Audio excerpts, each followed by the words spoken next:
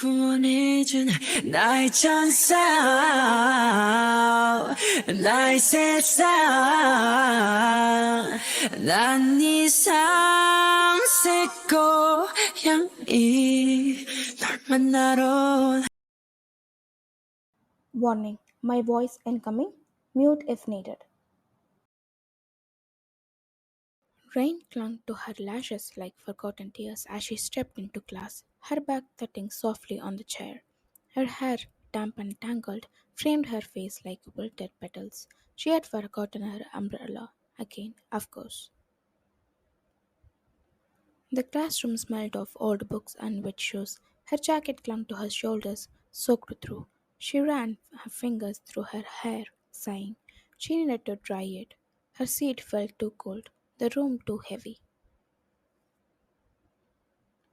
She stood up abruptly, jacket still hugging her frame. The halls outside echoed with footsteps, voices, and distant laughter.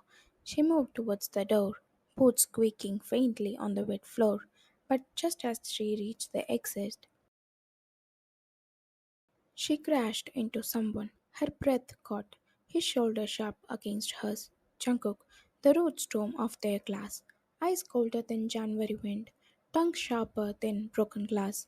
No warmth, no apology, just that icy glare.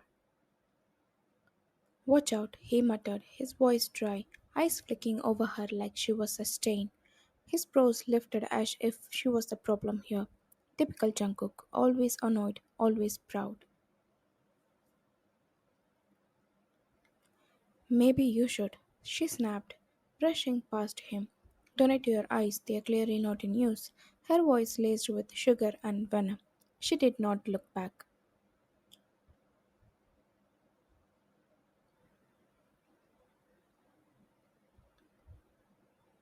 But he did. Do you always walk like a blind bat, or is today special? His voice followed her like thunder after lightning. Sharp, uncalled for. She stopped, her jaw tightened. She turned slowly, eyes narrowing. Says the guy who walks like he owns the earth but runs from every group project like it is a disease. Her voice laced with calm fury, spoken with a smile that did not reach her eyes.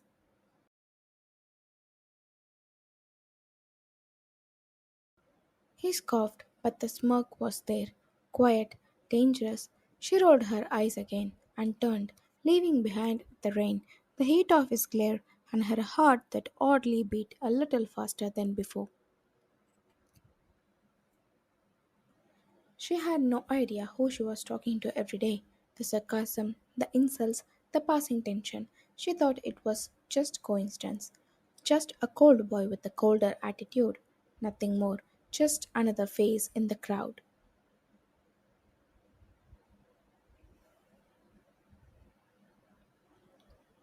The next day, after class, she gathered her books slowly, still thinking of her assignment.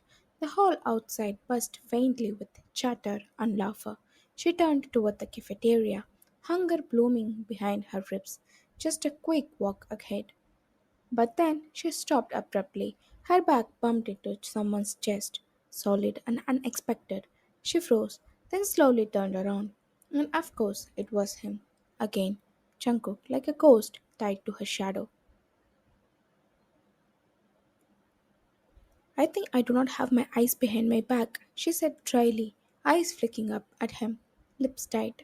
Her voice was calm, but it held that spark, always that spark. He towered above her, expression unreadable. Even if you had, he muttered, voice low and flat, you wouldn't use them. His tone sliced through the air like a dull knife, deliberate, annoyed, done. He walked past her without looking again, no interest in playing games. Idiot, she whispered under her breath, more to herself than to him. She looked at his back as he walked away, black hoodie, hands in pocket, footsteps careless, like she had never mattered in that scene at all. He stopped for just a second, turned halfway, eyes like storm clouds. gave her a glare that said everything and nothing at once. Then he turned back and kept walking. She stood there, fuming, watching him disappear into the crowd.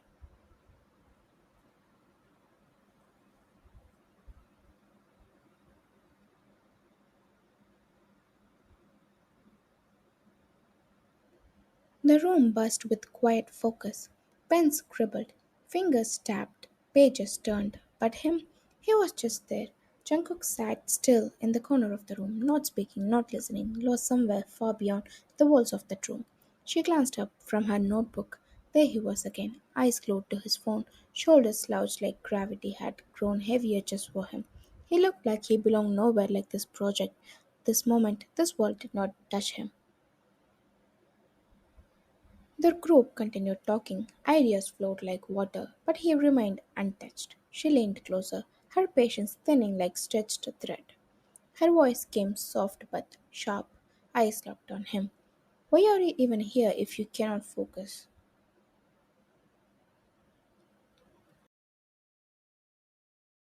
He did not flinch. He raised his eyes slowly. They looked tired, clouded like a midnight window, but there was something else too, a quiet flame, hidden deep. He stared back at her, not irritated, not angry, just present. Finally, she met his gaze, expecting him to spit another insult, but he said nothing. The silence between them stretched, louder than any argument. She blinked first, turning back to her notes, heart unsteady for reasons she could not explain. I will email once I finish my first draft, Wayan said, her voice calm as she glanced at the group.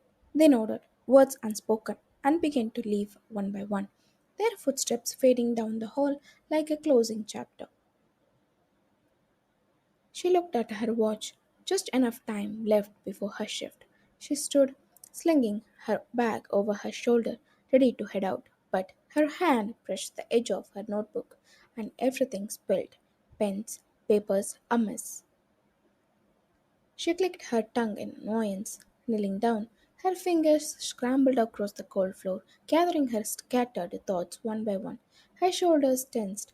Today was not the day for small inconveniences.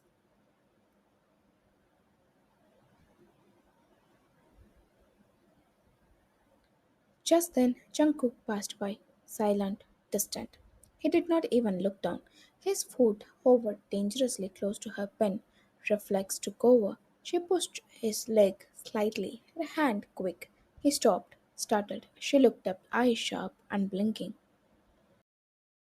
Her glare met his, unapologetic. He stared back, lips pressed tight in irritation. Just that look, that unreadable look. Then, without a word, he turned and walked away, shadow swallowing his tall frame. But he was not done. Not really. As he walked, her face stayed in his mind, clear as ink on fresh paper. The push, the glare, the spark, his jaw clenched. He did not turn back, but oh, he would deal with her later.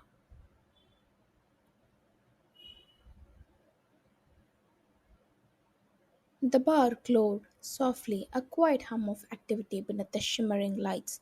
Wayan walked in, tying her apron, adjusting her uniform with ease. She greeted her colleagues with a small smile. Another night, another rhythm, nothing new. Laughter echoed from the staff as they exchanged familiar jokes. Soft jazz filled the service area, while deeper, louder music pulsed from the lounge. Everything felt as usual, comforting, routine, until the air shifted, almost like a curtain lifting without sound. She passed with the tray in her hand, eyes following the strange energy swirling around her. People moved faster, more careful. Her brow furrowed. Was the boss here? He rarely left his office, even rarer to walk among the guests.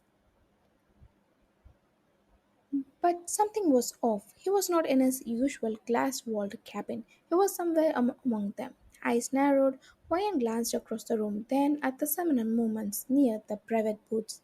Her pulse stirred with curiosity. Her gaze followed the staff rushing to and fro. Were they talking to the boss? No, wait. Her boss himself was running around, urgency in his steps. That never happened. Never. She leaned in closer to the boy working next to her.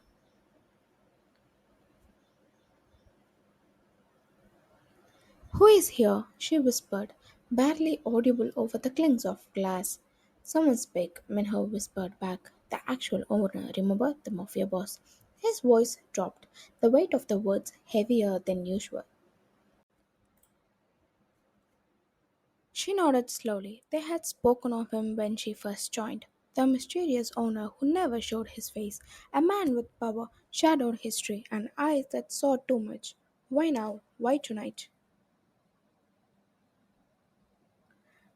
They made a special drink for him, Minho added, and our boss is taking it to him personally. He grinned faintly, mischief flickering in his eyes. Thank God they did not bother us. Wyan exhaled in agreement, lips curling.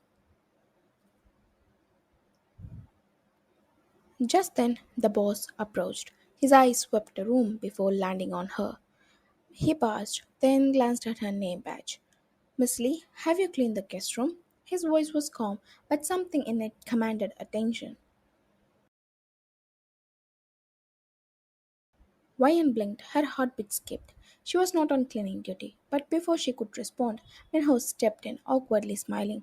She is actually not in housekeeping. His voice faltered, but when the boss's stare turned sharp and unforgiving. You do what I say, don't you? The boss asked, eyes hardening. Minho fell silent. So did Ryan.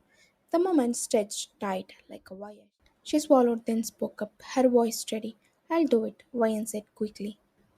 The boss looked at her for a second longer and nodded, the edge in his eyes softening into something that almost resembled approval. Go clean it, it should be flawless. His words lingered even after he walked away. She stood still, heart fluttering, head spinning. Why her? I swear, I have never done this before, she whispered to Minho. If you need anything, just call me, I'll be there, he said with a grin. Thank you, she whispered.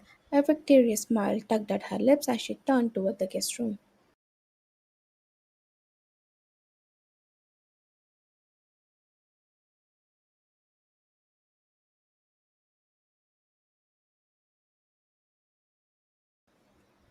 Ryan stepped inside the guest room, her breath catching slightly at the sight. It was enormous, big enough to build a second bar right inside it. A king-sized bed sat like a throne and touched. Everything glowed like money and power. The bathroom alone looked larger than her apartment. The walls were polished stone. The air scented with something faintly masculine. Everything gleamed, rich, cold, silent. She stopped mid-step. The room was spotless, not a speck out of place. What should I clean now? She whispered to herself. Brows furrowed. It looked like someone had already scrubbed every inch. Still, she moved to the sofa, brushing invisible dust off its velvet edges, pretending to be useful. She wiped the tables, fluffed the pillows, dusted the untouched surfaces like she was bored into motion. Her hands moved, but her mind wandered. It felt like she was being watched through the room held no one else.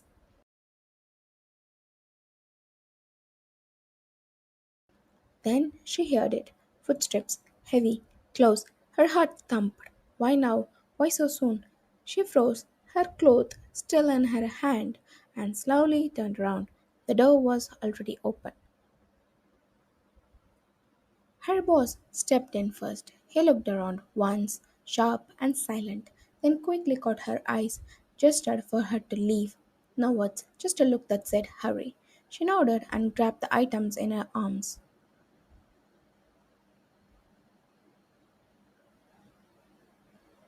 But her feet stopped, her breath stilled. Behind the boss, another figure stepped in, taller, broader, quieter, and when her eyes lifted to his face, her pulse stopped. It was Jungkook standing there, looking exactly like the kind of danger this room was built for. Men followed in his wake, dressed sharp, ice cold. The air turned thick, the silence deeper than before. Vian's breath caught in her throat. She could not process it all at once. Her boss, the one she had greeted with smiles and small talk, was now nervously gesturing for her to leave, but her legs refused to move. She stood still, eyes fixed on Jungkook.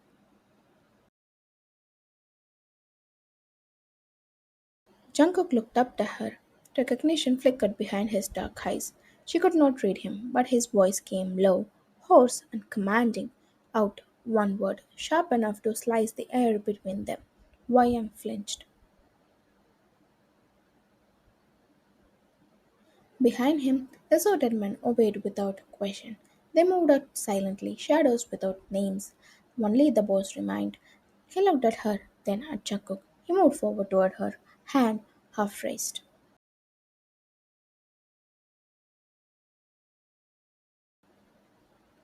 "What are you still doing?" the boss asked, reaching for her arm, but Jungkook's voice cut through again. "Mr. Han?" The boss froze, slowly turning toward him. Jungkook's expression did not change. "Out," he repeated, quieter but heavier than before.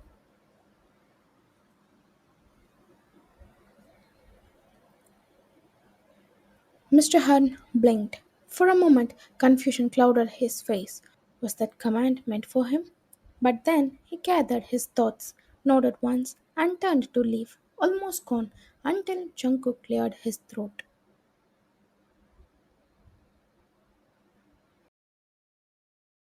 The sound made the boss pass mid-step. He looked back, and Jungkook's eyes drifted to Wayan's hands. "Take them with you as well," Jungkook said, but his gaze never left her face.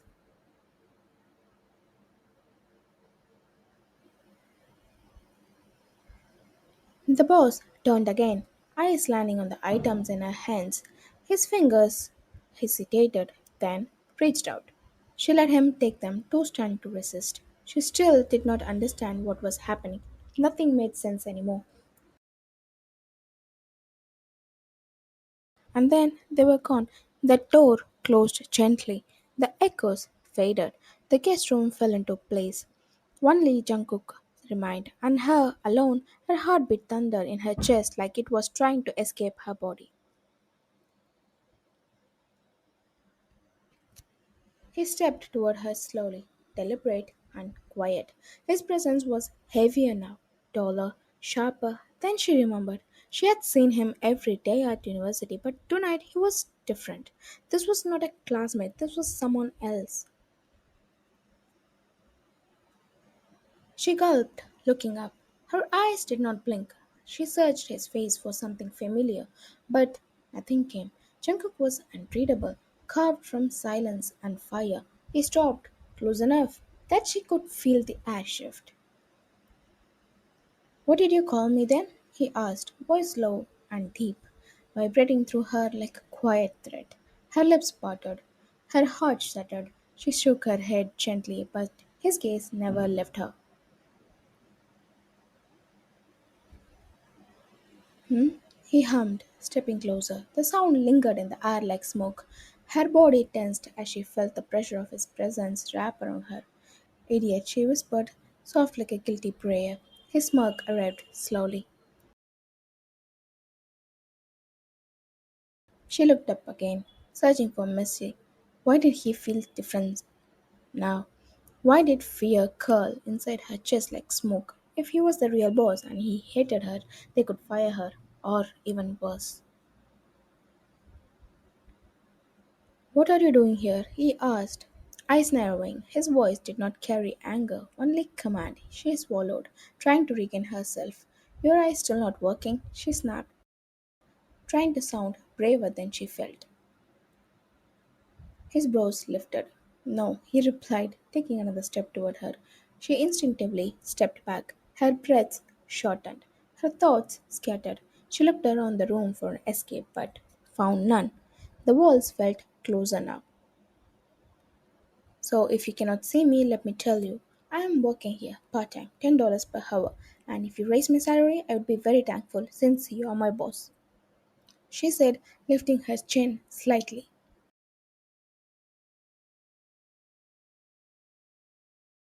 He kept walking. She kept stepping back. A dance of tension and control. The click of his shoes, the whisper of her breath, the room's silence touching. between every word. Then suddenly her knees hit the edge of the bed. She stumbled slightly and sat down without meaning to. Jungkook took over, towering, watching. The golden light framed him like a painting. He did not speak, and her heart beat like thunder, loud enough she wondered if he could hear it. "And is this how you talk to your boss?" Jungkook asked, his voice quiet but loaded, gaze fixed on her from above. The tension in the room thickened like the space itself held its breath, waiting for her answer. She tilted her head slightly, lips curling into the faintest smirk. "Well, you know who's sitting and who's standing," she replied, her voice low but laced with challenge. His smirk deepened, slower this time, spreading like fire across his face. Then, with one smooth motion, he reached out and caught her wrist. In a single pull, he brought her forward, making her rise to her feet while he lowered himself into the bed. The switch was fast, intentional. She found herself standing between his legs, hand still wrapped around her wrist. Closer now, too close. Her breath hitched. She could see every detail of him, his eyes, his lashes, the faint scar on his face. "Now who's the boss?" he asked, voice softer than before, but no less commanding. His eyes held hers, searching, testing, waiting for her next move. Time slowed around them, and even the lights seemed to dim.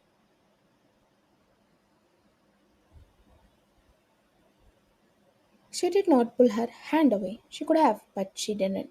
Her heartbeat roared in her ears, but her gaze stayed locked on his. Something shifted behind his eyes. She swallowed once, lips parting slightly. "You know, we have our individual scores for our group projects," she murmured, her voice soft and deliberate. Jungkook's brows pulled together, unsure where she was heading with his. Her tone too calm for such a heated up atmosphere.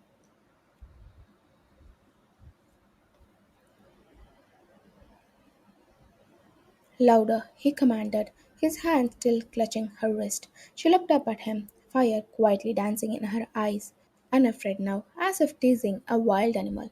"We have to score more for each of us. I want 10 out of 10."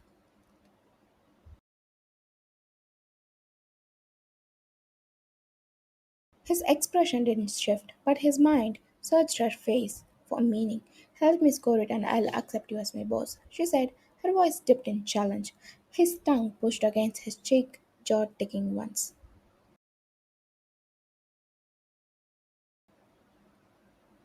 "I know you couldn't," she ordered, and before he could react, she yanked her wrist free and stepped back, the space between them breaking like a snapped thread.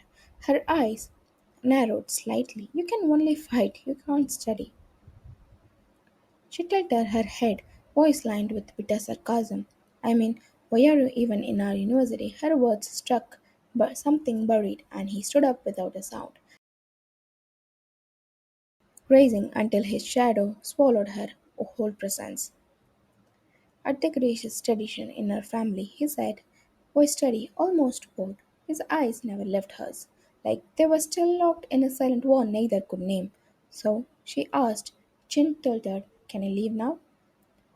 He said nothing at first, gaze fixed on her, like he was memorizing something he couldn't explain. Then his voice came, low and sharp. "Go away." Her brow lifted slightly, unimpressed, and turned to walk out, like she didn't just make a deal with the mafia.